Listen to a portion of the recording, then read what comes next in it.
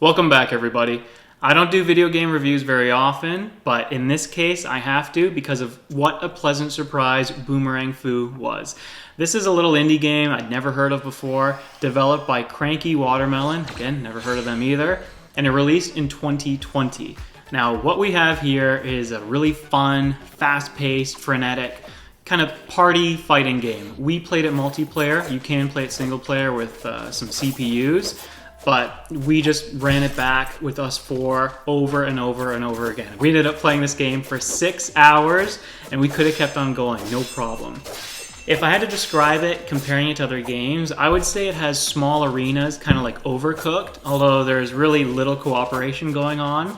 And the combat is most like Bomberman. At least that's what I was reminded of. Really, combat is fairly unique, but I think the closest comparable is Bomberman.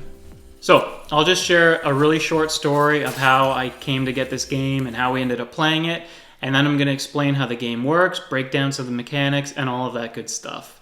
This past weekend, we celebrated Canada Day on July 1st, and we were just, hanging out a little spontaneously, and we got over our Tears of the Kingdom show and tell.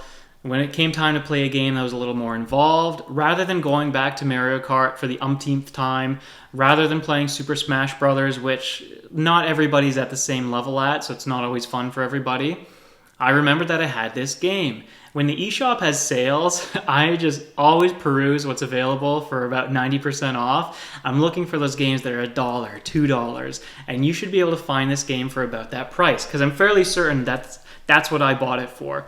I bought it on the Switch, like I'm alluding to. You can find it on other consoles, other platforms. So we fire up this game, Boomerang Fu, and we just could not put it down. We had a few breaks, sure, but every time we were done, when we finished our food, back to Boomerang Fu. It was just so addictive, and there's a few reasons for it. First of all, it's really approachable, it's beginner friendly. So it didn't matter that we had experienced gamers and inexperienced gamers. We could all grasp the game really quickly. We could all jump in and get some kills, no problem. The nice thing about how the game works, I don't want to get too far ahead of myself, but the different game modes involved, at least the one we played, it was about accruing kills, not about being the last person alive. And again, that's just something that adds to the fairness of the game. It doesn't matter if you have a good start, you get the first kill of the match, and then you end up dying. Hey, you still got a kill. You still got a point total towards winning the whole match. Rather than people who want to camp and just be the last one alive, well, if you get no kills, that doesn't help you progress towards winning the match. So that's a really good mechanic in the game.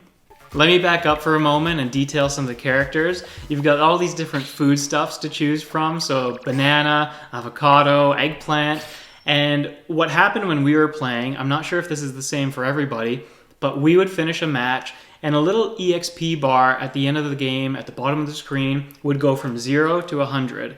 And upon completion, we would get a new skin, an alternate costume for one of the characters.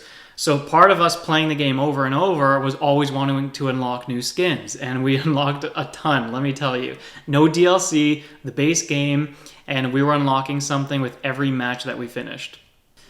The arenas themselves are some of the most fun things about this game because there's so many differences in the variety of arenas. You've got environmental hazards, you've got mazes, you've got things like some of your power-ups actually interacting with things that are on the arena, and I'll explain that a little bit too.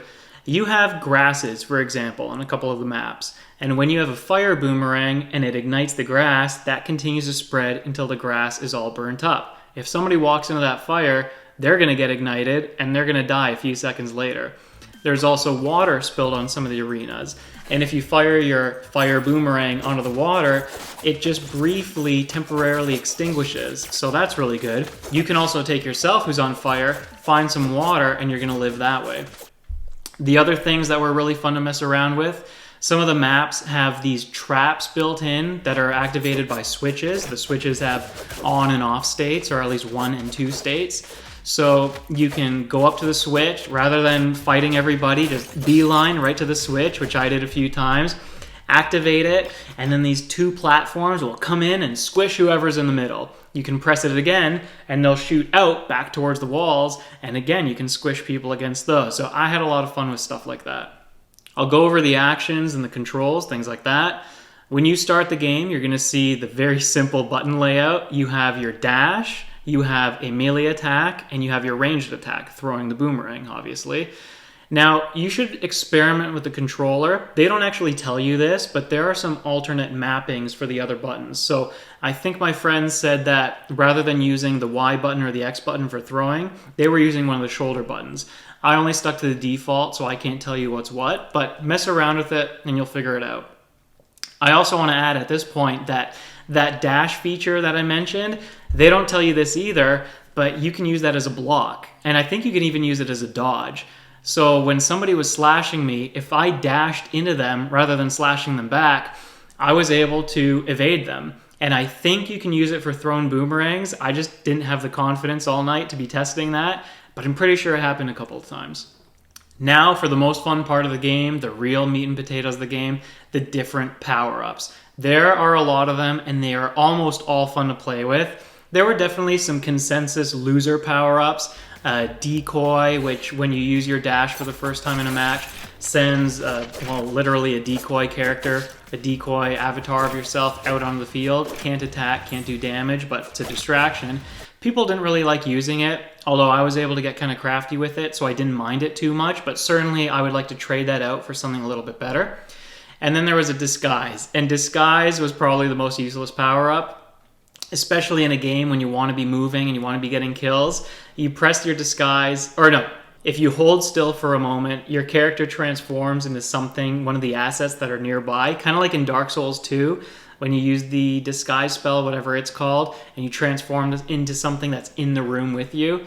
It was like that. I was able to make use of it a couple of times for some sneak attacks, but you know, that novelty quickly wears off and people wisen up to what you're doing. Before I explain a few more of these power-ups, I'll explain how they work and how you can have different play styles in the game. You can hold 3 power-ups at any one time. You pick them up in order, right? Power-up 1, and then you pick up another and a third. And then when you pick up a 4th power-up, it will override your first. So you're constantly cycling through them. Let me paint a scenario for you. Let's say I've picked up Disguise first, and then Ice second to empower my boomerang with ice.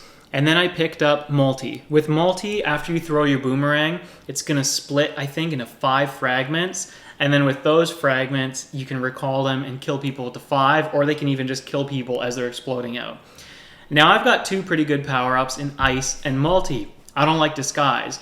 I'm going to make sure that in one of the maps, I'm going to pick up one more power-up. It's going to boot out Disguise, and I'm going to have something new in its place.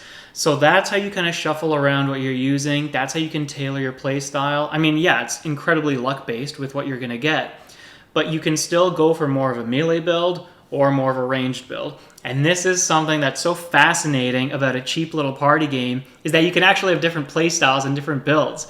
One of my friends really loved melee, so what he was using was dash through walls, extra to hold 2 boomerangs, and with extra you can actually slash 1, 2 times, and then you have your slashing cooldown rather than with 1 boomerang, slash once, cooldown. And he had whatever else. Oh, caffeinated, boost your movement speed. I, on the other hand, really like range play styles.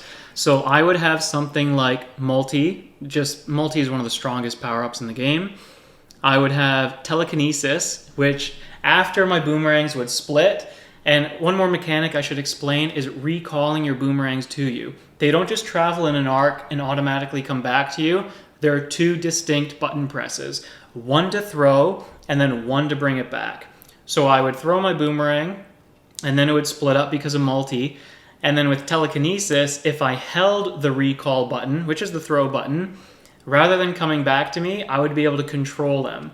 My character is standing still. I'm certainly vulnerable. But how are people going to get near me when I have 5 boomerangs that I'm controlling in the middle of the map? So there's so much that you can do. There's so much that you can mess around with. You're going to see a few of the highlights from some of the footage that I captured while we were playing. And really all I can say is, if I've enticed you enough, if the price tag makes this game seem appealing, if you missed something that was really fast-paced like Bomberman, you're going to have an awesome time with this game. So do yourself a favor. Next time your friends are coming over, you want to play a game that's different than Smash Bros. Or different than one of the typical games, play this. You're going to love it. And hey, if you've already been enjoying it, let me know in the comments. So I think that's all for now. I don't have to detail more of the combos. I don't have to detail more of the power-ups. You're going to find them out for yourself. And thank you all for watching. See you in the next video.